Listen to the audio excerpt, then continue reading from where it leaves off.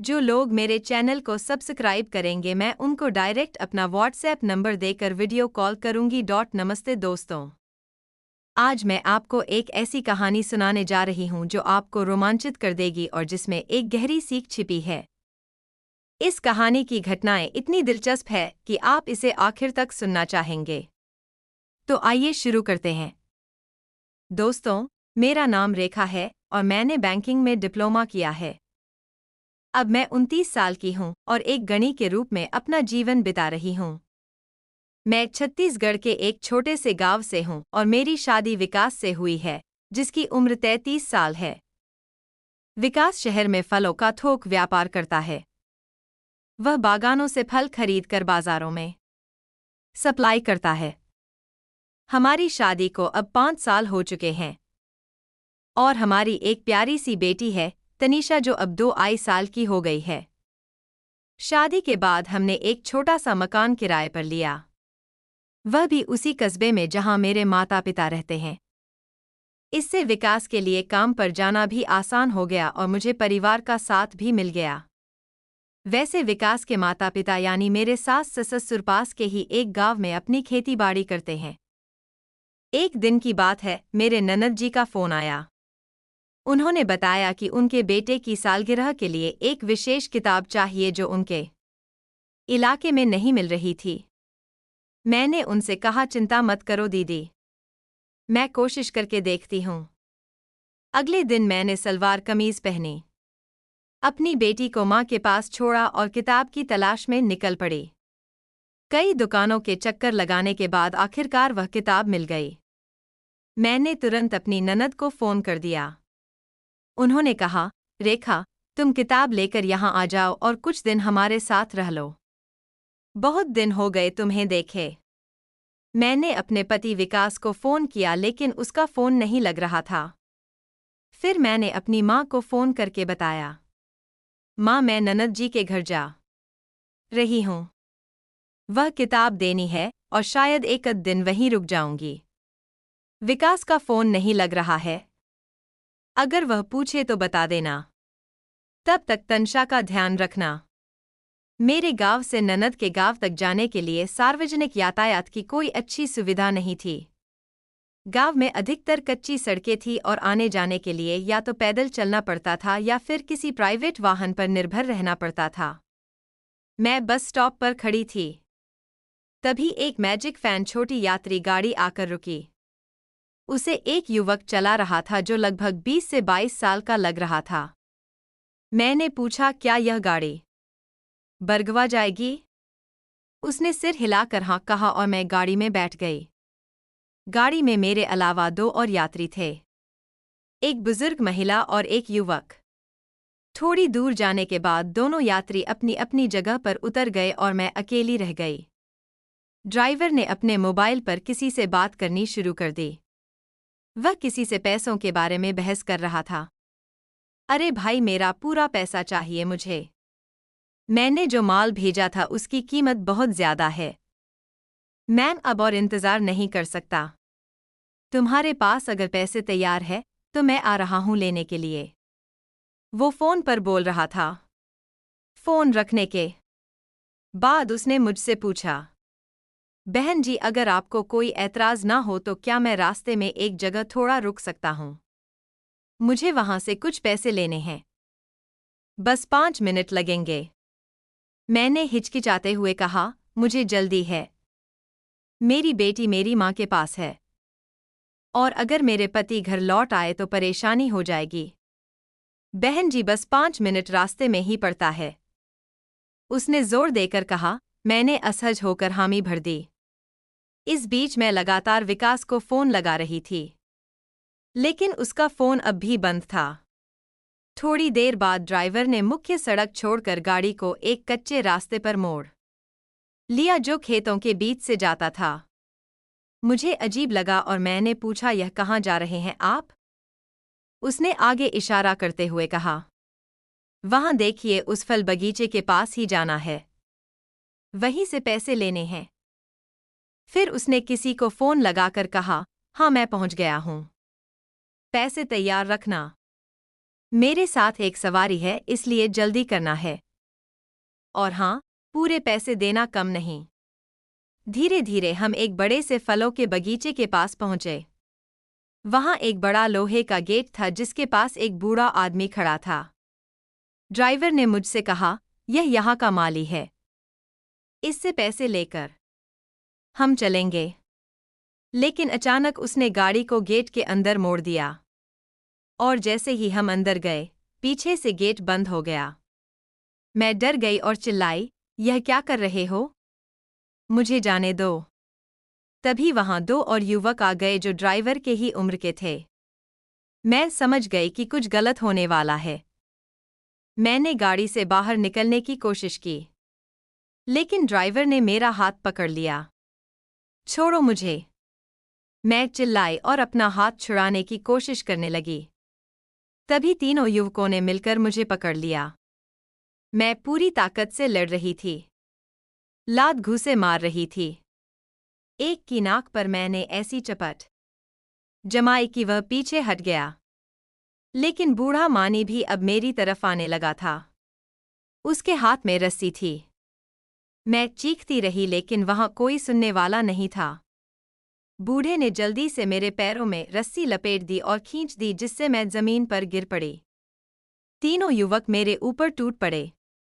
उन्होंने मेरे हाथ पकड़ लिए और मेरे मुंह पर हाथ रख दिया ताकि मैं चिल्ला ना सकूं। मैंने अपने आप को बचाने के लिए जोर लगाया, लेकिन चारों मिलकर मेरी एक ना चलने दे रहे थे। फिर बूढ़े ने मेरे हाथों को भी बांध दिया। ड्राइवर ने एक थप्पड़ मारकर कहा, चुप रह, वरना मार डालेंगे। मैंने पूरे दम से कोशिश की लेकिन चारों ने मिलकर मुझे पूरी तरह से काबू कर लिया था। मैंने आंखें बंद कर ली और सोचने लगी कि अब क्या होगा। इतने में वहां एक और नौजवान आ गया। उसने सीटी बजाते हुए कहा, वाह सुमित भाई, क्या कमाल का इंतजाम किया है आज। तुम्हारी पसंद हमेशा जबरदस्त रहती है यार। इस बात से मुझे पता चला कि मैजिक वैन चलाने वाले का नाम सुमित था। वो मेरे पास आकर झुका और कान में फुसफुसाया, देखो अब हमारी बात मानना ही बेहतर है। बस कुछ घंटे की बात है, फिर मैं तुम्हें तुम्हारे गांव के रास्ते पर छोड़ दूंगा जहां तुम कहोगी। यहां कोई देखने सुनने वाला नहीं है। ज्यादा हंगामा मत करो, वरना हम और सख्त हो जाएंगे। मेरे विरोध करने के बावजूद उन्होंने मुझे खींचकर एक कमरे में ले गए। कमरा अंधेरा था और वहां एक गंदी सी चटाई बिछी थी। पहले तो ड्राइवर सुमित ने अंदर आकर मेरे साथ जबरदस्ती की। वह ऐसा कर रहा था जैसे कितने दिनों से भूखा हो।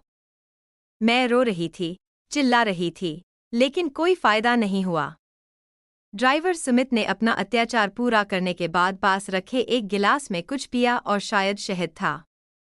फिर वह जंगली जानवर जैसा बर्ताव करने लगा। करीब 1 घंटे तक इस तरह का बर्ताव जारी रहा। जब मैं पूरी तरह थक चुकी थी तब उसने बाहर जाते हुए बूढ़े माली को आवाज दी, रामलाल इधर आ। बूढ़ा रामलाल झट से अंदर आ गया। सुमित ने उसे बताया, रामलाल काका, अभी अभी मैंने मालिक को फोन किया है। वे किसी जरूरी काम से आ रहे हैं। जब तक वे नहीं आते इसे कहीं जाने मत देना। इतना नाक से की जाने वाली आवाज कहकर ड्राइवर सुमित बाहर चला गया। फिर वो बूढ़ा रामलाल ने अंदर आकर अपने कपड़े उतारने शुरू कर दिए। फिर उसने मुझे खड़ा किया और मेरे दोनों हाथों को ऊपर से लटकती एक रस्सी से बांध दिया। मैं बिल्कुल बेबस थी। रामलाल मेरे पीछे आया और मुझे जकड़ लिया। अपनी उम्र के हिसाब से वह काफी मजबूत था। इसी बीच 2 और नौजवान अंदर आ गए। एक ने हंसते हुए कहा, अरे काका, क्या आज सारी रात की मस्ती अभी ही कर लोगे? दूसरे ने छेड़ते हुए कहा, तो हमेशा से ऐसे ही खड़े खड़े काम करते आए हैं, आदत से मजबूर है। तभी मुझे समझ आया कि वे मेरी हालत पर मजाक उड़ा रहे थे। मैंने भागने की कोशिश की, लेकिन वह बूढ़ा रामलाल की पकड़ मजबूत थी। जब उसकी ख्वाहिश पूरी हो गई और वह थक गया, तब उसने मुझसे कहा, कैसा लगा? अच्छा लगे तो बताना, फिर से आऊंगा। इतना कहकर वह बाहर निकल गया और वे दोनों नौजवान बारी बारी से अंदर आए और मेरे ऊपर सवार हो गया। मैं लगातार रस्सी से बंधी खड़ी रही। जब वे अपना काम करके चले गए तब बूढ़ा रामलाल वापस आया। उसने मुझे खोला और पानी का एक बाल्टी लाकर दिया ताकि मैं खुद को धो सकूं। अचानक बाहर से किसी की आवाज आई। रामलाल ने कहा, लगता है मालिक विकास आ गए हैं। यह नाम सुनते ही मेरा दिल जोर से धड़कने लगा। क्या मेरा पति विकास?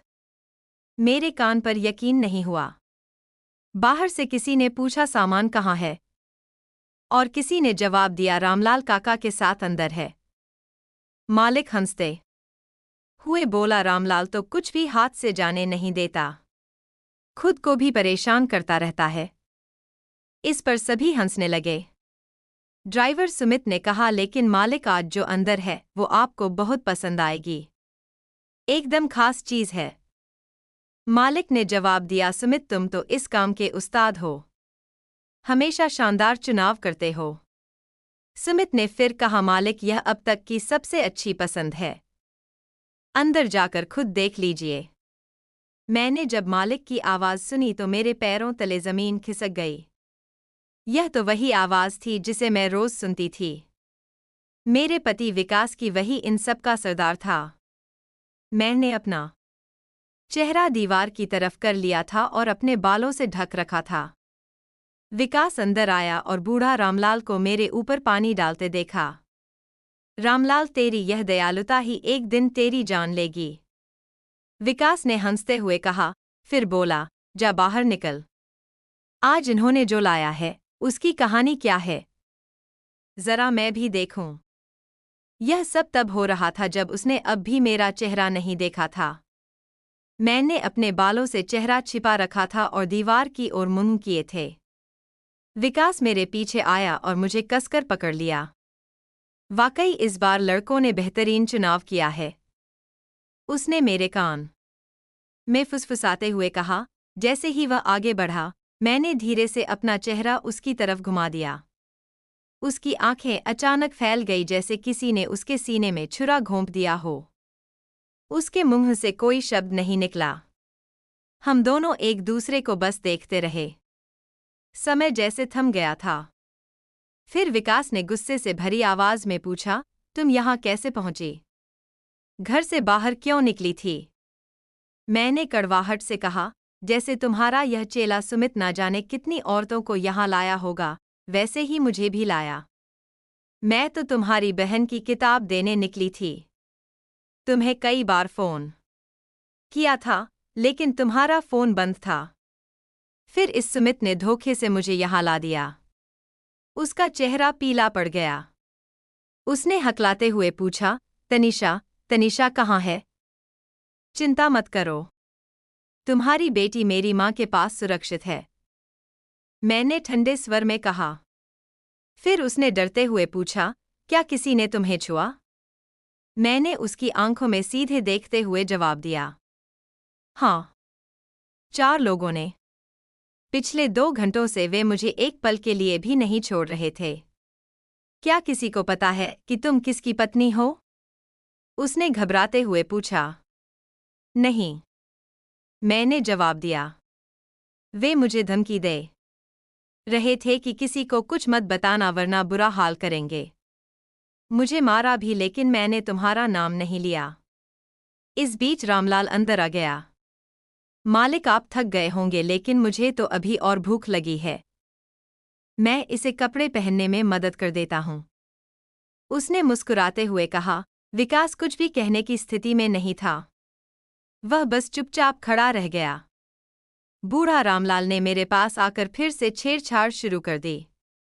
इस बार मैंने विरोध नहीं किया। मैंने अपने मन में ठान ली थी कि अब मैं विकास को सबसे बड़ी शर्मिंदगी से रूबरू कराऊंगी। मैंने जानबूझकर जोर-जोर से आवाजें निकालनी शुरू कर दी। मेरी आवाज सुनकर बाहर खड़े तीनों युवक अंदर आ गए और हंसने लगे।